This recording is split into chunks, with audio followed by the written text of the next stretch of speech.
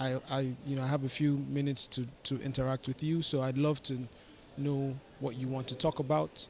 Any questions that you have, it can be on leadership, it can be on business, it can be on any of the experiences that I had, it can be on the presentation that I made, or anything that you are going through. But this session will go as far as you guys want it to go. So I'm depending on you to ask questions. We have questions. Okay, hi, my name is Chika. Okay. I'm in the music business, Okay. live band precisely. Okay. So, my question is simply about mentorship. Okay.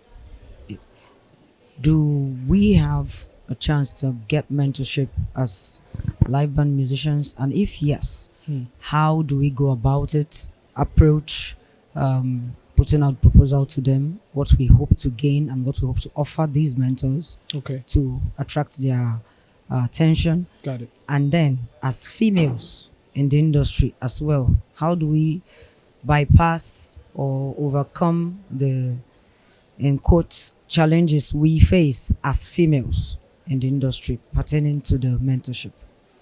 How do females bypass the challenges? Yes. Okay. Okay, who's next? Okay, go ahead. Yeah. Good morning. Good afternoon. My name is Ololo Emiko Andrew. Yeah, I'm a creative artist, not a musician. Okay.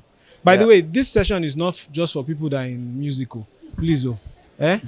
If you have any, yeah, because me, I'm not even a musician anymore, really. So it's not just about people that are in the music business. Okay, go ahead, Mr. Andrew. All right. In your session outside earlier, you mentioned, I don't know if it's your quote or just your philosophy. You said you are what you repeatedly do. So which begs the question, what is your philosophy on this subject of, is it to do that is to be, or is it to be that is to do? Are you are you being by doing, or are you what you are because of what you do? It borders I got the around. question. Okay. Okay. Next question. Okay, so my name is Israel Abiola.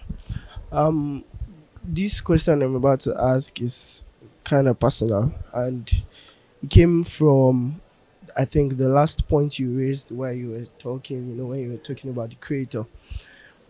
So it dawned on me that, so what I do, I'm a creative, basically.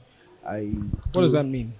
So I create content, I do videography, mobile videography. Okay, I I'm got it. currently like learning photography too, and all of that. But every decision I have made and everything that I have tried to venture into, basically, was because of was in the bid to just have something to eat, if that makes sense.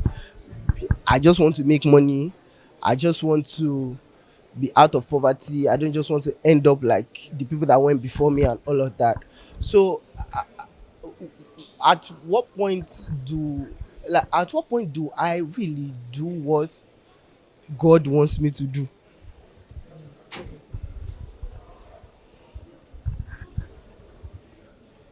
All right, cool. That's the first three. So we'll do three at a time. For those who came into the room late, we'll do three questions at a time. I'll do my best to answer them, and then we'll move to the next three. Sorry, I'm just writing Israel's note down. Okay, so the first question came from Chika, and she talked about mentorship and how do we kind of approach mentors, how do we get access to mentors, how do we send proposals to people that we want to be mentored by. And my response to this might be a little bit different from what you guys may expect, but I will share it with you because this is what has worked for me. Now, if you think throughout, so you guys know that I'm in ministry, I'm a pastor, so sometimes I will draw on scriptural references because that's who I am. I'm not trying to force you to be like me. I'm just saying this is what has worked for me. Is that okay? So if you can also, you don't, because you're using headphone, you can say yes. Yeah, you don't have to be silent. Don't worry, it's fine. So I know that you are here. and you're awake. So here's what I've learned about mentorship. Usually, the mentor selects the mentees. So if you check throughout scripture, it is the person who's going to serve as a mentor that goes and says, "You come and walk with me." Jesus selected the disciples. Paul selected Timothy and co, and Silas and co. Elijah selected Elisha. Moses selected Joshua. David selected Solomon. Do you see the pattern? The pattern is that the person who has the wisdom that you need will usually see somebody working or doing something and adding value and saying, "You know what? I like what you're doing. I think I can teach you some things. Come." Now, what you want to do is two things. One, what you need before you even need relationship, you need wisdom. So you need the wisdom that the person has. The relationship is great if you can gain access to the relationship, but you need the wisdom first. That's really what, even the purpose of the relationship is to gain the wisdom, right? And you are so lucky that you live in a time such as this, that the wisdom is at the tip of your fingers. So for instance, if you say you like me, I have spoken at easily 5,000 conferences. I've preached easily thousands of sermons. I've done millions of interviews, whether it's in newspaper or in a blog or whatever. Do you get what I'm saying? If you type Banky W sermon on YouTube, you cannot finish the sermons that I have there. What am I saying? It's the wisdom that you need, and the wisdom is already there. So it's one thing to see me somewhere and say, I want you to be my mentor. I want you to be a mentor. It's another thing to say, there's something that God has deposited in this guy that I need. So I'm going to listen to the teaching.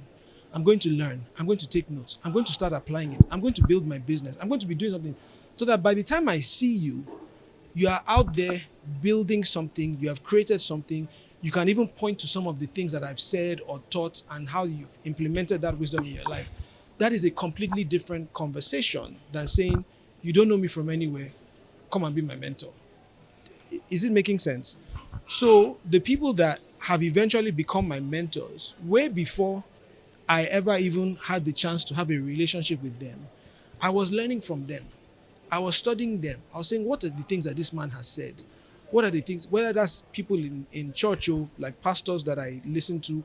See, my wife will tell you, if I listen to a sermon at all, minimum 5-6 times, weekly, there's like 4 or 5 pastors that I listen to every week without fail. And each message easily 5 or 6 times, usually 10, 11, 12 times. Why? Because there's wisdom inside that God has deposited inside people that I'm trying to learn, that I'm trying to gain for myself. Now, as I do that and I implement it and I grow, I build things of value so that when the person eventually meets me, I can be like, "Oh, sir, I was reading your interviews, or I studied your this, or I listened to your messages, or I remember when you preached a message on Kinikon. That is a completely different conversation because the person knows that, number one, I'm building something of value. Number two, I'm taking the wisdom that they've given out and I'm implementing it and I'm holding on to it. That person will be much more likely to say, you know what? Here's my phone number. Let's talk. Send me an email. Do you get it? So your goal as somebody who wants to be mentored is to study the wisdom that exists, either in your field or in business or in ministry or wherever. Draw from that wisdom and build something valuable. And as you build, the people will come, the relationships will come, but you have to build first and you have to learn first. Is that fair? And I share that with you because that has been my own journey. There are people that I have mentor-like relationships with today, but it didn't start from me accosting them out of the blue. It started from me learning from them even when they didn't even know who I was. And that's how you go about it. So that's what I would recommend. So you are in a band, right? The good thing about your band is you get the opportunity to play in front of people. So people, if your band is really good, if you commit to the craft, if you build that band and you guys, every time you come, you are killing it. People are taking videos of you and putting it on social media, and you are now learning about the business of music or the business of just business and how to build better and be better, and you're putting in structures and you're building something. By the time you now meet somebody, whoever, Tony Elumelu, he has already heard you play. three, four, 5 times. You have heard him talk at his TOE conference. You have heard something that he said. So if you meet Tony Elumelu and you say, sir, oh, one time you said this is how we implemented it in my band. Do you get what I'm saying? That's a completely different conversation than just saying, oh, sir, you're so great. Please mentor me. Can I have your phone number? Do you get? And the people who are in a position to mentor you subconsciously are always looking for that. So if you are just the person that just approaches them out of the blue, but you have not spent time to build anything, you have not learned anything, you just want to say, oh, because I've seen you here today, I want your phone number. More than likely, they may not give it to you. Not because they don't think you're worthwhile. It's just that they get a million of those requests. So build first, learn first, and then the relationships will come. In terms of the challenges that women face, I know that's a very real thing, especially in the entertainment business where people try to take advantage of women. I can answer only because my wife has come through, that entertainment process of starting when nobody knows you, you don't know anybody, and you're trying to build a career. What I would say is be very careful to set your boundaries in advance. And this is for all the women, even if you're not in entertainment, in any kind of business that you're in, set your boundaries in advance to say, these are my lines, and these are the lines that I will not cross, and I will not allow anybody to cross with me. And if some man somewhere is offering you an opportunity to exchange for your body or whatever the things that men tend to do with women who need something, you have to have the strength to say, this opportunity is not for me. And that may mean that you take a longer time and that your journey is longer before you eventually get to where you go, but you will last longer than compromising yourself and compromising your standards to say, oh, because this man can give me a grant for my business, I'll start sleeping with him. Because once you go down that road, you shortchange yourself in the long term. And that's a sermon for another day, so I won't go too much into that. But I would say the point is, set those boundaries in advance and embrace the power of saying no. There's power in walking away from something because it does not serve you. Even if it looks like you're disadvantaging yourself in the short term, in the long term, and this is for guys and girls really, in the long term, you will benefit more if you hold yourself to a high enough standard to be able to say, no, this thing is not for me, and I walk away from it with my head held high. So that's what I would say. The next question is, and I have to do these answers faster, otherwise we'll never leave here. Andrew asked me a philosophy question, is it to be or to do? I would argue that we really shouldn't bother getting into the semantics of the language. The point of that point is a commitment to being consistent to the journey of self-development. So whether you want to define that as being or doing, the point is consistency. The point is commitment. The point is a consistent investment in my development and my qualifications and my certifications and my knowledge and my ability, so that when the day comes that I have to sit at a table, I'm sitting at a table because I'm qualified to be there. I'm certified. I have everything that I need, that anybody else would need to sit at this table. Do you get it?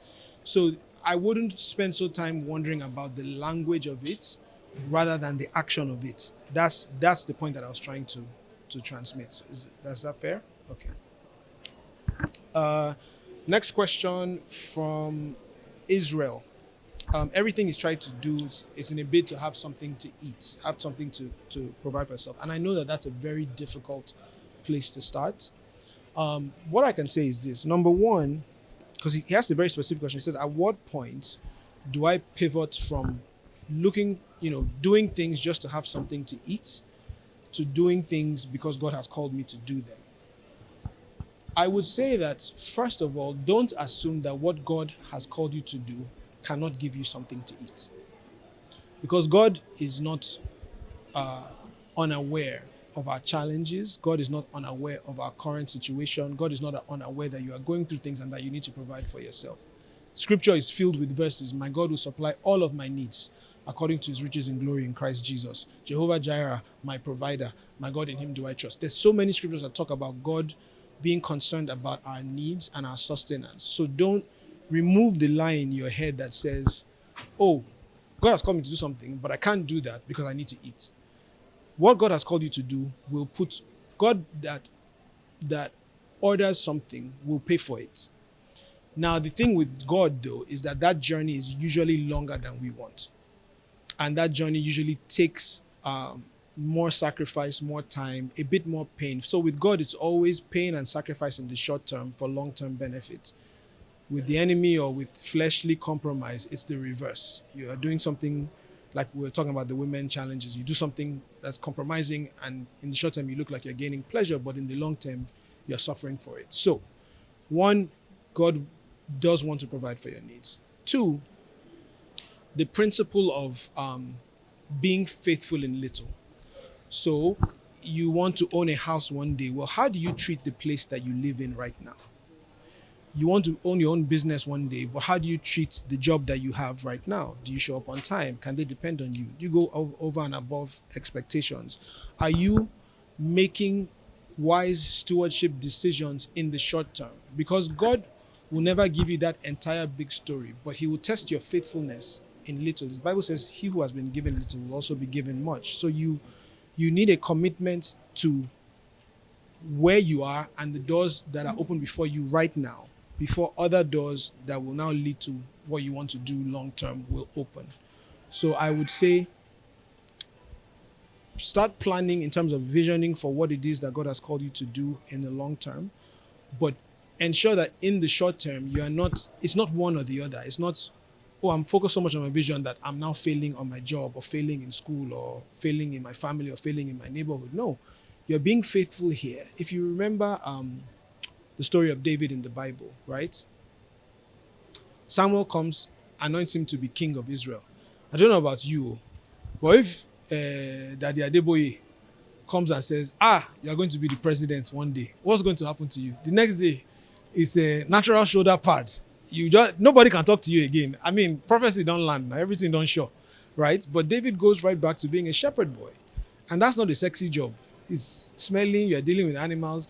In fact, he was the forgotten son of his father because his mom was not a legitimate wife. If you go and study theology, David's mom was like a concubine or just a whatever.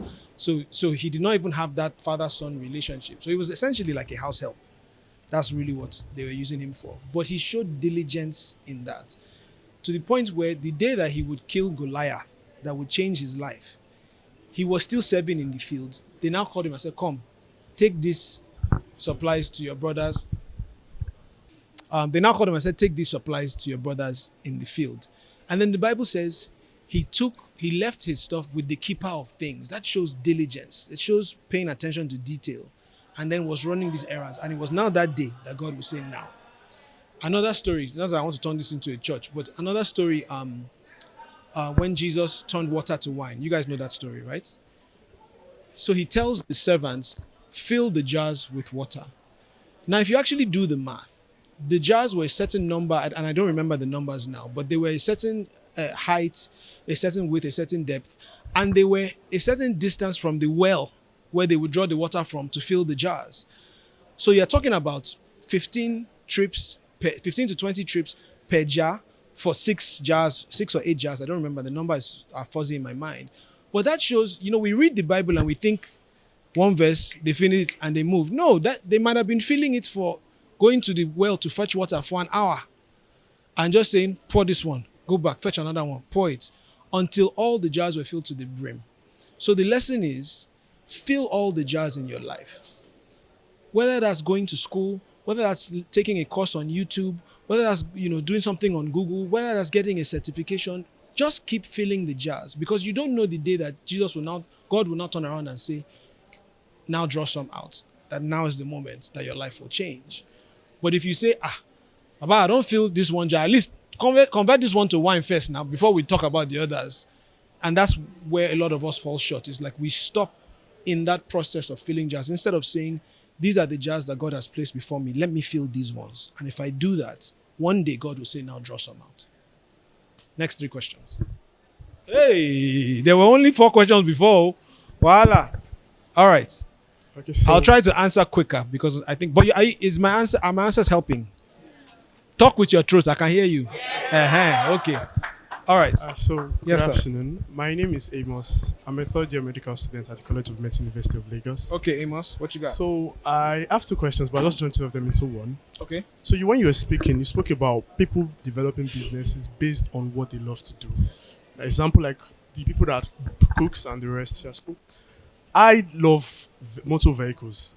I do know a lot of them, and I do love them. So part of my plans for next year is actually to start something in that stead. Okay. So I want to ask your advice because I know the current community I'm in or the current potential customers I have are not the ones that will be able to afford the motor vehicles I would want to sell. Because obviously my contacts are full of students and some of the lecturers.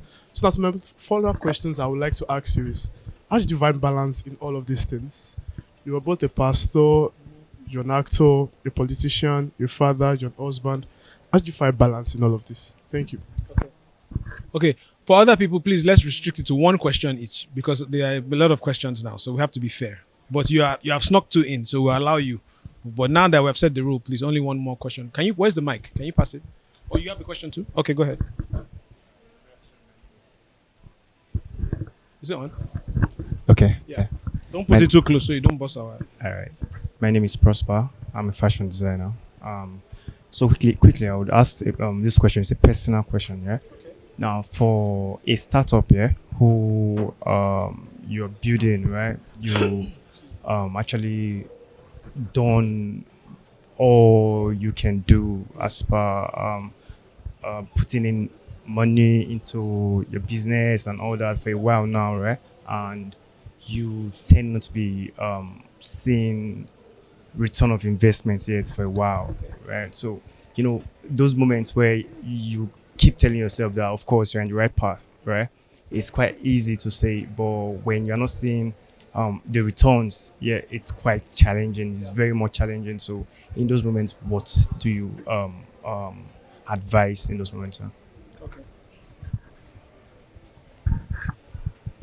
My name is Adeniji Feshola, and I'm a radiography student. I just wanted to ask. Radiography. Yes, sir. I wanted to ask, what made you stand out? What made you stand out and what kept you going? Because during the time you were making music, social media wasn't so used as it is now. What made you stand out from different musicians? Many people will say consistency, but also many people also add consistency, but it still didn't take them so far as I don't know you. So, sir, what made you stand out? What made you motivated? What kept you going? Let's take one more because these two questions are similar. Let's go to the guy in glasses. Oh, did you have a question too? Okay, after this set, we'll start with you and then we'll go to the back of the room. I just want to make sure that we're getting people in the back too, that you people in the front don't just kidnap the mic. All Okay. right, thank you very much, sir. So, sorry for just digressing a little bit. Don't digress, so you have 1 minute, Baba. Like, it's more on the political side. Okay, that's fine. Yeah, so I would like to ask, I think in the year What's your name? 2023, my name is Blessing Ben, I'm into interior decoration. So, during your political time, I think 2023, what was the challenge you faced? How did you face it? And looking forward, How much time do you have? it's like what are the challenges you face? How did you face them, and what would you have done better, or what will you do better moving forward? That's an interesting question. Okay. Let's see how we can tackle these. Okay, the first question is from Amos. And really, Amos, your question is, are you Amos? Your question is one about markets, right? So, no, okay. So your question is one about markets. Your question is really because you said the people that you have access to. 5 minutes before we have to close. Hey, okay, we'll do speed answers. You said the people that you have access to cannot afford the kinds of cars that you want to sell. So it's really a question of market. I would challenge you to maybe take a step back and look at your vision for yourself in this sector. Because I remember I said this when I was inside, you're trying to create a business not a job. A business means there's a system that puts together some kind of service or product that is being sold to a specific market. So if the market that you have access to cannot afford what you want to do, then it's either this business is not for you or your approach to this business needs to be rethought. You might even want to take a step back and say, okay, what do I want my life to look like in 10 years time? I want to be married, I want to have children, I want to own my own home, I want to, my wife to have a car, me to have a car, I want to take my children on vacation once a year. And then you now do the numbers of what that would cost, right? So to own a home in Lagos, what or wherever, how much is it? The car, the this, and you put that down in naira or dollar figures. Then you now say, okay, this idea that I have as a business that I want to build long term, can this business generate enough where out of the profit of this business, after paying tax, I have enough money to afford the lifestyle that I want? And if you don't, if that does not work, then the business, it doesn't even make sense for you to go into the business in the first place. Maybe you then now need to rethink and say, okay, maybe it's not selling cars that cost $1 billion. Maybe it's doing content around cars. Maybe it's, because now anybody can go on YouTube and watch your content or go on social media and watch your content.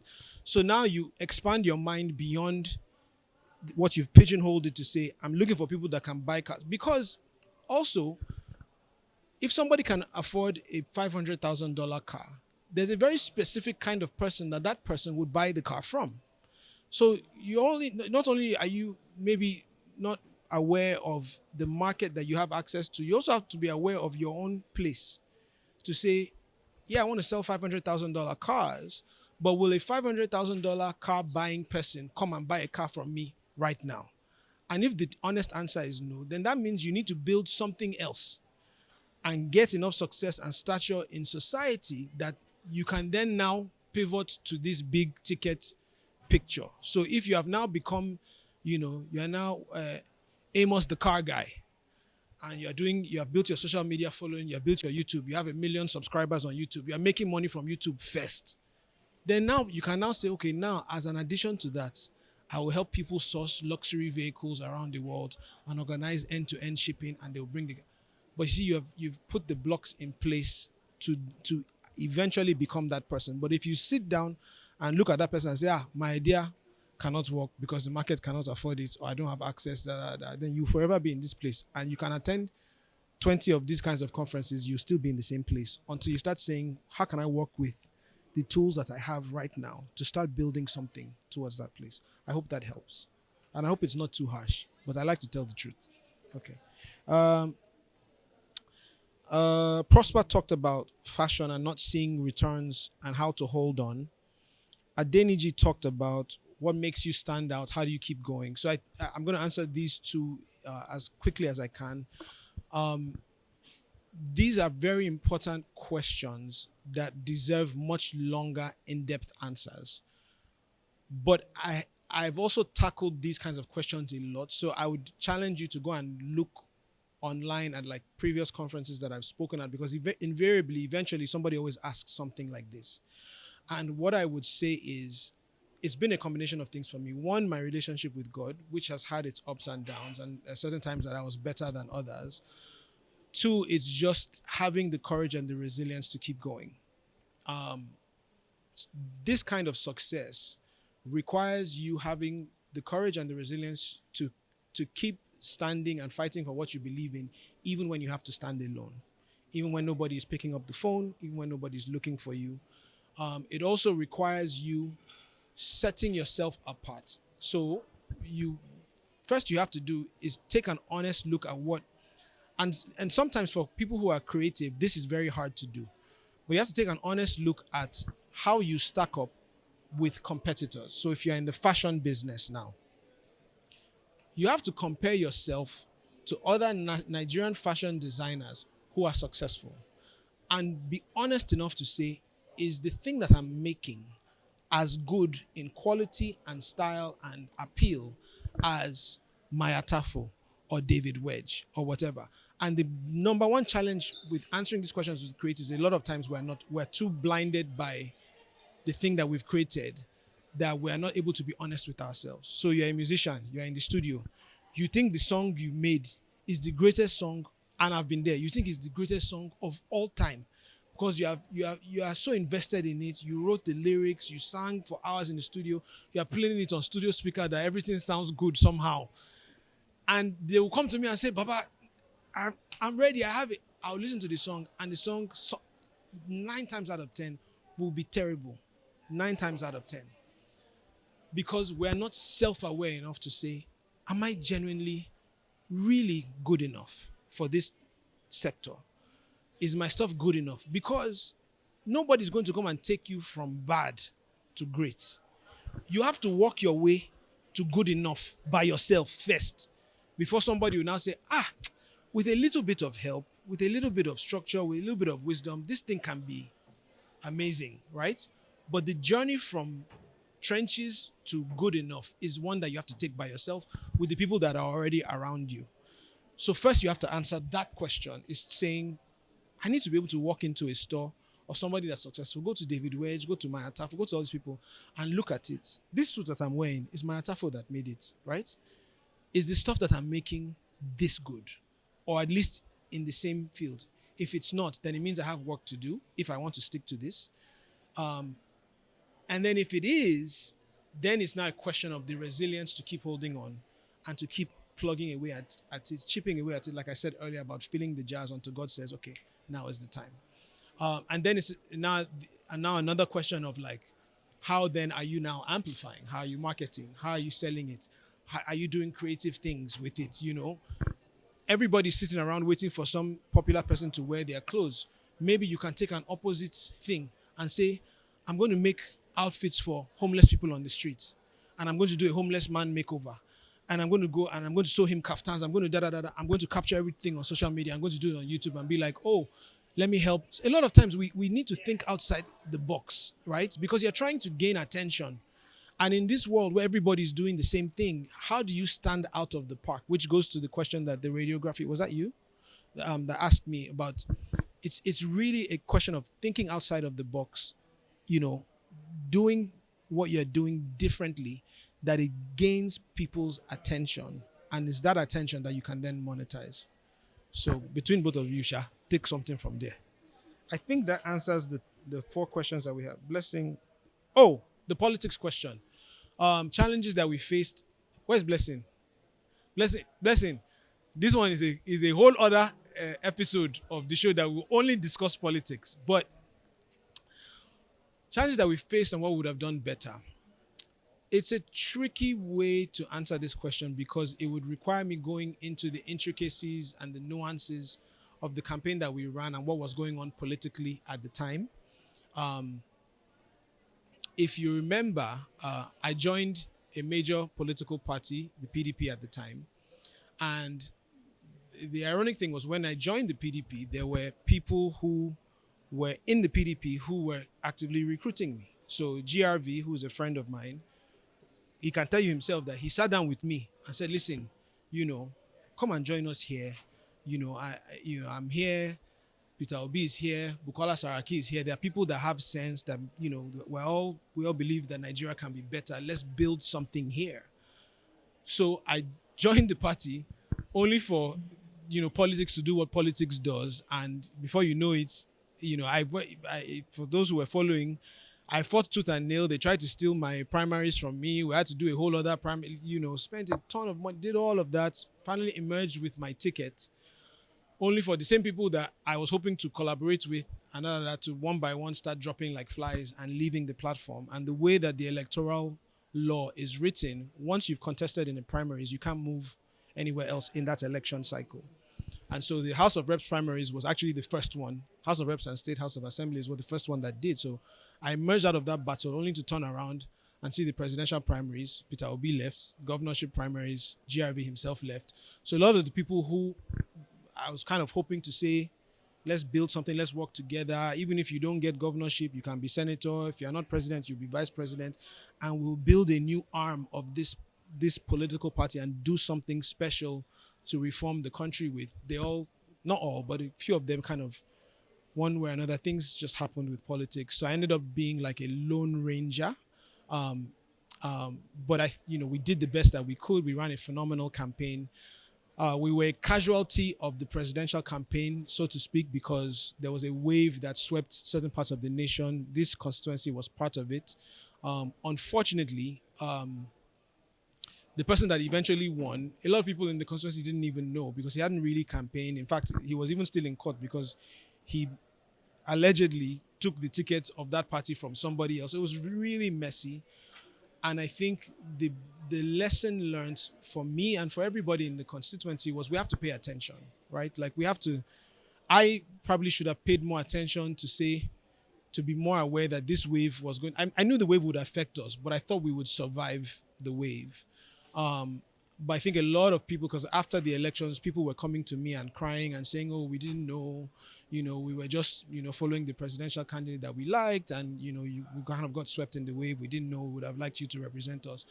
But I think it's a lesson learned in just paying attention, not just to presidential campaigns, but to every campaign for every seat, to say, if you as a citizen are looking at it, who's the person that represents your vision and your values for yourself, for your family, for your constituency, and for your country, and ensuring that you and the people around you are saying, okay, maybe for president too, this is what we do.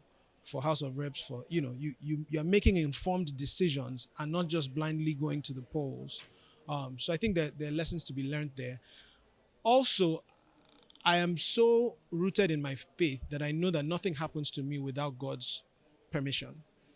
And I am now convinced, after the dust has settled, that God really didn't want me entering government at that time. For various reasons, which I won't go into now. But I think that it was divine providence saying, yes, I've called you to be a leader. Yes, there are things that I'm going to accomplish through you, but not here and now, and not in this way. And so a few things happened that made it clear, in the outcome that it just wasn't for me at this time. Now, I am 99% sure that I'm not running in 2027. And I say 99%, it's really almost 100% that I'm not running in 2027 because of how much it has cost in terms of challenges. Finances, like it comes at a huge personal cost, financially, emotionally, spiritually. Even your family pays a price when you enter into these kinds of arenas.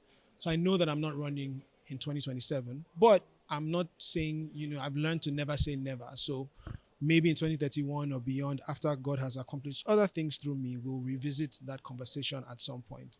But I learned a lot, I gained a lot, and a lot of people were blessed through the work that we did. And hopefully we inspired enough right-thinking, like-minded people that more people would then now try it going forward. Because really, how much can one person do? There's no Messiah other than Jesus Christ. So how much can one person really do? We need more people at various levels. The person that you are complaining about that's a governor or a minister today was a local government chairman, and you were not paying attention when he ran for that and won, and when he was in a state house of assembly, or when he became a rep or a senator, and now the person is a minister or a president or a governor, and everybody's shouting, but you weren't paying attention at the other levels. So I think the lesson here is let's pay attention, because those roles have so much to do with the country that we live in, the laws that are enforced, the environment that we raise our children and our businesses and our families in. And eventually those roles become the people at the top of the political chain who make even bigger decisions. So we have to pay attention across the board. I'll take 3. They say I can't do any more. Let's do 3 more. They will come and beat us. Victor, you pick the 3 since you're the one looking at me. 1, let's do a woman because we've only had 1 woman. Her. You have somebody else that has to come in here. The next speaker is ready.